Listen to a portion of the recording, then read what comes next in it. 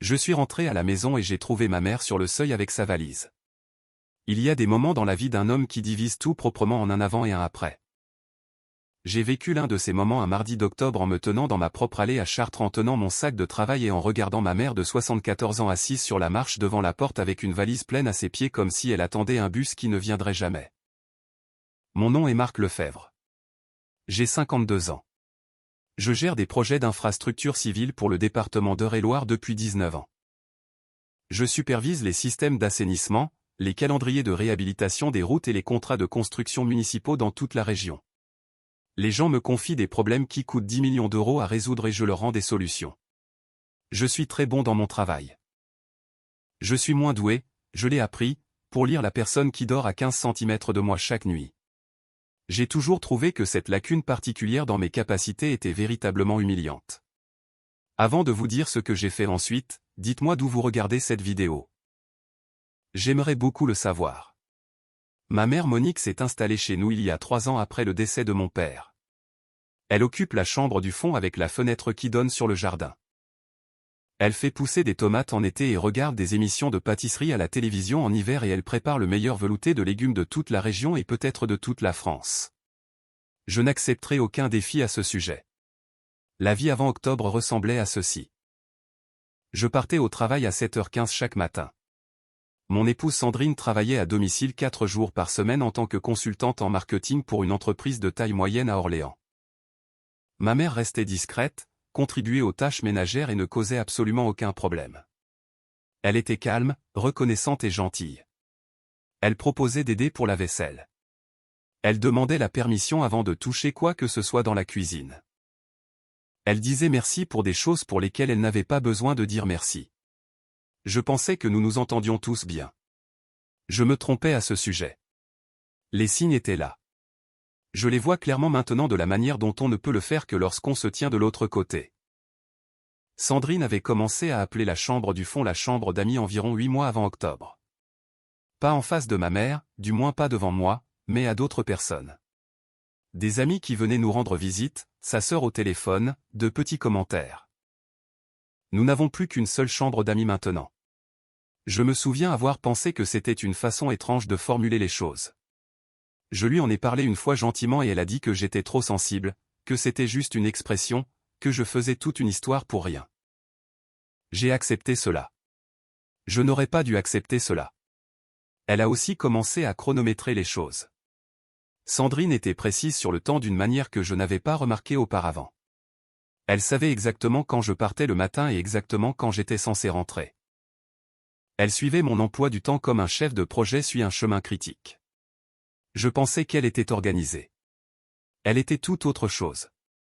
Ma mère a mentionné une fois en septembre que Sandrine avait fait un commentaire sur le prix des courses au supermarché. Rien de dramatique, juste une remarque. Ma mère n'y a pas prêté attention et j'ai fait de même. Monique a 74 ans. Elle n'invente rien. Elle n'exagère pas. Quand elle vous dit que quelque chose s'est passé, cela s'est passé exactement comme elle l'a décrit. J'ai classé cette conversation et je ne l'ai plus regardée pendant plusieurs semaines. C'était mon erreur. Le mardi où cela s'est produit était le 14 octobre. Je connais la date avec précision car j'avais passé toute la journée dans une réunion de revue de chantier pour un projet de réfection de pont sur la route nationale et j'avais l'ordre du jour dans la poche de ma veste quand je suis entré dans l'allée à 17h20. La lumière avait cet aspect bas d'octobre où tout semble légèrement ambré et un peu triste en même temps. Et il y avait ma mère assise sur la marche devant la porte, sa valise à côté d'elle, les mains croisées sur ses genoux. Elle a levé les yeux quand je suis sorti de la voiture et son visage a fait quelque chose que je ne l'avais jamais vu faire auparavant. Il est devenu très figé comme si elle essayait de tenir bon spécifiquement pour moi. J'ai posé mon sac. Je me suis accroupi devant elle. J'ai demandé maman qu'est-ce qui s'est passé. Elle me l'a dit avec cette voix calme et mesurée qu'elle possède. Elle a dit que Sandrine était venue dans sa chambre à 9h30 ce matin-là, peu après mon départ, et lui avait dit directement et sans excuse particulière que la chambre allait être nécessaire et que des dispositions devaient être prises. Elle a dit que Sandrine s'était tenue dans l'encadrement de la porte pendant qu'elle faisait sa valise. Elle a dit qu'elle n'avait pas su qui appeler alors elle était sortie pour m'attendre. Elle était assise sur cette marche depuis 11h du matin. Il était 17h20. Je l'ai aidée à rentrer. Je lui ai fait du thé. J'ai remis sa valise dans sa chambre. Je lui ai dit qu'elle n'allait nulle part. J'étais très calme quand je l'ai dit. Je n'étais pas calme à l'intérieur mais j'ai été dans suffisamment de situations critiques au travail pour savoir que le calme est ce dont on a besoin dans les 10 premières minutes. Tout le reste peut venir plus tard. Je suis allé à la cuisine. J'ai posé mes clés sur le comptoir et j'ai appelé Denis Fontaine. Denis et moi sommes amis depuis que nous avons tous les deux 24 ans et que nous travaillions sur le même projet d'assainissement à Dreux pendant un été. Il est maintenant entrepreneur en bâtiment avec sa propre entreprise et c'est le genre d'homme qui répond à chaque appel à la deuxième sonnerie peu importe ce qu'il fait. Il a répondu à la première sonnerie ce soir-là, ce que j'ai pris comme un signe que l'univers reconnaissait la gravité de la situation. Je lui ai raconté exactement ce que j'avais trouvé en rentrant. Il y a eu un silence à son bout du fil. Puis il a dit: Marc, veux-tu que je vienne tout de suite? J'ai dit non, pas encore. Il a demandé: qu'est-ce que tu vas faire?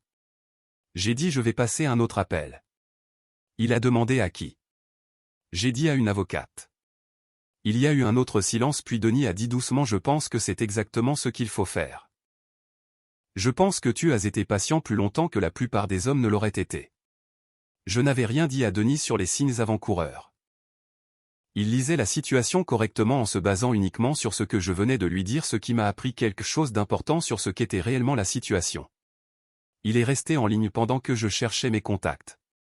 Avant de raccrocher, il a dit une chose de plus. Il a dit: ta mère est restée assise sur cette marche pendant 6 heures, Marc. Ce n'est pas un malentendu. C'est un message. J'ai dit: je sais. Il a dit: bien. Passe cet appel.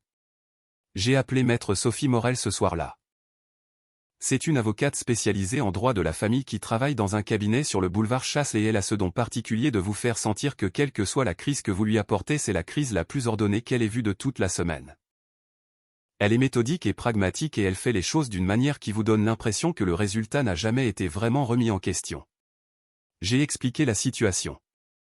Elle a écouté sans m'interrompre, ce qui est une compétence que je respecte sincèrement. Quand j'ai fini, elle a dit: très bien. Quelques points. Premièrement, votre mère a un arrangement de résidence établi dans ce foyer. Elle y vit depuis 3 ans avec votre connaissance et votre consentement. Elle ne peut pas être expulsée sans une procédure légale appropriée et ce que Sandrine a fait ce matin n'était pas une procédure légale appropriée. Deuxièmement, je vais préparer une lettre formelle documentant l'incident et l'arrangement de résidence. Troisièmement, vous avez mentionné que vous envisagez vos options concernant le mariage. Je veux que vous ne fassiez rien sur ce front jusqu'à ce que nous nous parlions à nouveau. Rien du tout. J'ai dit: compris. Elle a dit: je suis sérieuse, Marc. Rien. J'ai dit: je vous ai entendu la première fois, Sophie. Elle a dit: bien. Elle avait la chaleur de quelqu'un qui a vu trop de gens agir de manière impulsive le premier jour et le regretter pendant les 2 années suivantes. Elle a aussi dit avant que nous raccrochions que Sandrine avait fait une erreur de calcul importante. Les gens le font souvent quand ils pensent que l'autre personne acceptera simplement ce qu'on lui impose. J'ai pris note d'envoyer des fleurs à Sophie à la fin de tout cela. Puis j'y ai réfléchi et j'ai décidé qu'elle préférerait probablement un coffret cadeau. Je n'accepterai pas de questions là-dessus non plus. La lettre est arrivée à Sandrine 4 jours plus tard. J'étais à la table de la cuisine quand elle l'a ouverte. Je l'ai regardée la lire et j'ai vu son visage changer. Elle a commencé à dire quelque chose et j'ai dit: Sandrine, je n'ai rien à dire ce soir.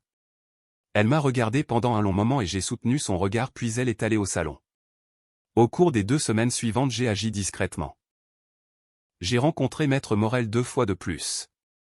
J'ai ouvert un compte séparé dans une autre banque. J'ai documenté soigneusement les actifs communs. J'ai vérifié le titre de propriété de la maison qui était à mon nom avant notre mariage et qu'il est resté car c'est un bien propre reçu en héritage. J'ai fait tout ce que maître Morel m'a dit de faire et rien de ce qu'elle m'a dit de ne pas faire. Sandrine ne l'a pas vu venir. Cela m'a surpris. C'est une femme intelligente. Elle avait exécuté la matinée du 14 octobre avec une véritable précision. Elle avait calculé mon emploi du temps, la vulnérabilité de ma mère, le fait accompli d'une valise emballée sur un seuil. Elle comprenait le rapport de force. Elle n'avait simplement pas compris que le rapport de force fonctionne dans les 2 sens. La lettre de séparation lui a été remise un vendredi matin à la fin du mois d'octobre.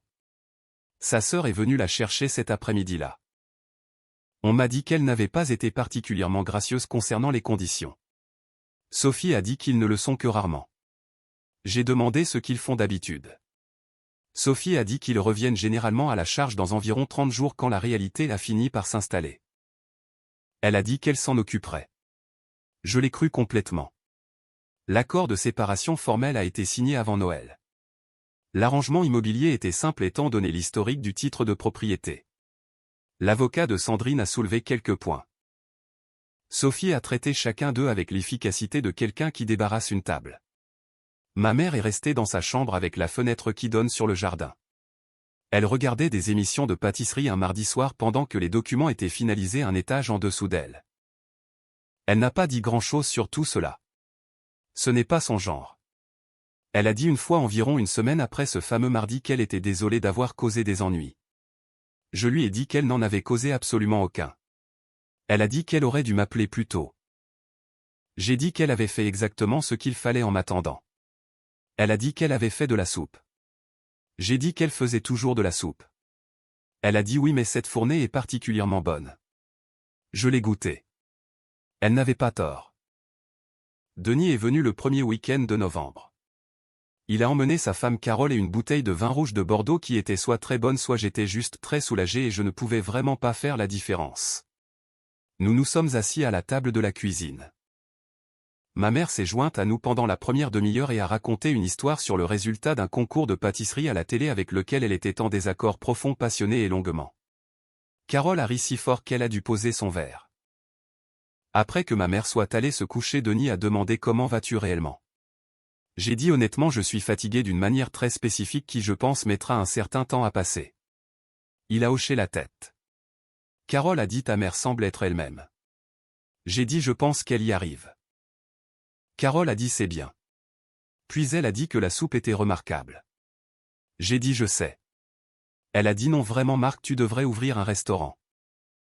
J'ai regardé la marmite sur la cuisinière et j'ai pensé à ma mère assise sur cette marche pendant 6 heures dans la lumière d'octobre en attendant que je rentre à la maison et j'ai pensé à ce que Denis avait dit au téléphone ce soir-là. Ce n'est pas un malentendu, c'est un message. Il avait raison et moi aussi. Et ma mère est toujours dans sa chambre et ça sent toujours la soupe. Cette histoire nous rappelle avec force que la loyauté familiale est un pilier fondamental qui ne doit jamais être négocié. Marc a fait preuve d'un sang-froid exemplaire face à une situation qui aurait pu faire basculer n'importe qui dans la colère noire. En choisissant la voie de la justice et de la protection de sa mère, il a non seulement honoré son rôle de fils, mais il a aussi affirmé ses propres valeurs face à une compagne qui avait perdu tout sens de l'empathie. Il est fascinant de voir comment des signes avant-coureurs, souvent balayés d'un revers de main comme de la paranoïa, sont en réalité les fondations d'une trahison à venir. La dignité de cette mère, attendant 6 heures sur un perron sans faire de scandale, souligne la cruauté de l'acte de sa belle-fille. En France, la protection des aînés et le respect du foyer sont des valeurs profondes, et cette conclusion montre que la justice, tant légale que morale, finit par triompher quand on refuse de céder au chantage émotionnel. Que pensez-vous de la réaction de Marc face à l'ultimatum invisible de sa femme? Auriez-vous eu la même patience ou auriez-vous réagi plus impulsivement sur le moment? Dites-nous en commentaire si vous avez déjà vécu une situation où vous avez dû choisir entre votre partenaire et vos parents.